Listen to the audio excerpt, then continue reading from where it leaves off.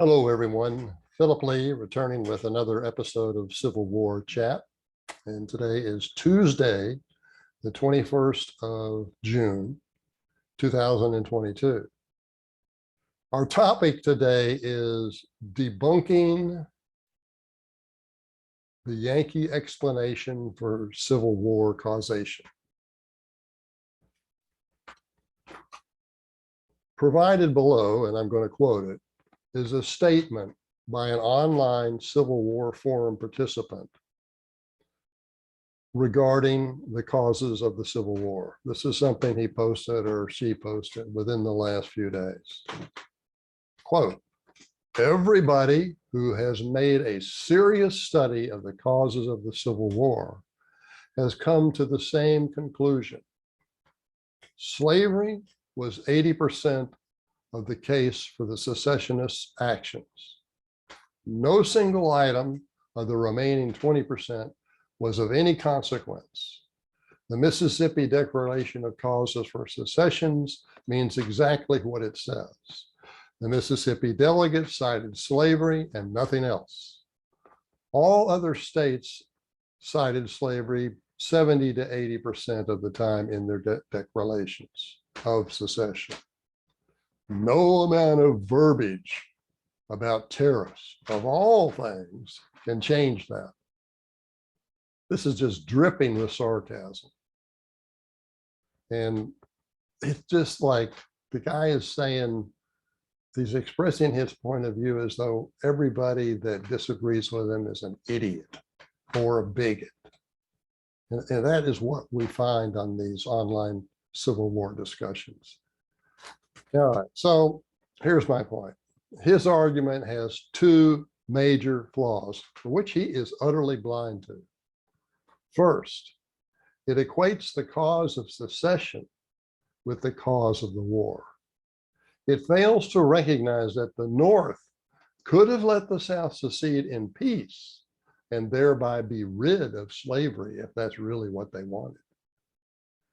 Everybody knew there was no danger that the 7 cotton states, who were the first to secede, would invade the northern states, intending to overthrow the US government.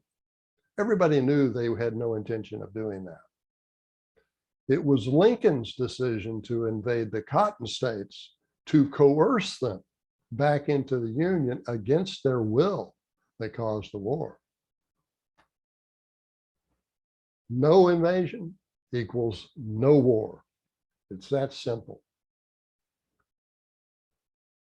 Second, this guy's statement also reveals ignorance regarding which side was motivated to precipitate a war over tariffs.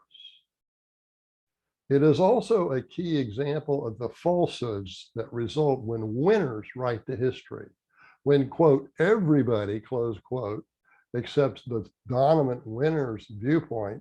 Their knowledge is like that of fish trapped in a goldfish bowl, not realizing that there are oceans outside the bowl filled with bigger realities than in their aquarium, curated by self-righteous academic historians and other social justice warriors whose chief objective is to condemn our Southern ancestors. In truth, it was the North that went to war over tariffs, not the South. Arguments over which region paid most of the $53 million in 1860 tariff duties were second-order considerations for the Yankees. That was not what really concerned them. They were much more concerned with the loss of the Southern markets for their manufactured goods and related services.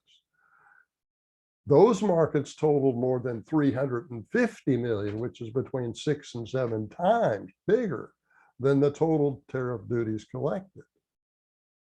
Northerners realized that a low tariff confederacy would enable more efficient European manufacturers to take over those markets. Yankee shippers likewise realized they would lose their statutory monopoly on America's coastal shipping. In short, the Yankees went to war because they wanted to avoid the economic consequences of disunion to their region. There's no altruism in that, and there's no motive to free the slaves in that. Now, let me, I'd like to share something with you here. Hang on a second. I've covered this story in this book, Causes of the Civil War by Philip Lee. It is so important to get these facts straight. I have too often, almost every time I see somebody with a Southern viewpoint trying to defend the tariff, they try and say that the Southerners paid more of the tariff than did the Northerners. That is like what you're doing there when you do that, you're arguing inside their goldfish bowl where you cannot bring facts that are not in there. And the facts that are not in that goldfish bowl is that the Southern markets were 6 to 7 times larger than the aggregate tariffs paid, and that the manufacturers in the North were rightly concerned that they would lose that market and that the Northern states would suffer economic consequences because of that, and pretty serious economic consequences. So to get Causes of the Civil War, it's $22 at Amazon. If you'd like an autographed copy, it's $26. Email me, Phil, PHIL_Lee, LEIGH, at me.com. Okay, that is our show for today, and I enjoyed it. Thank you for watching. I'll see you next time.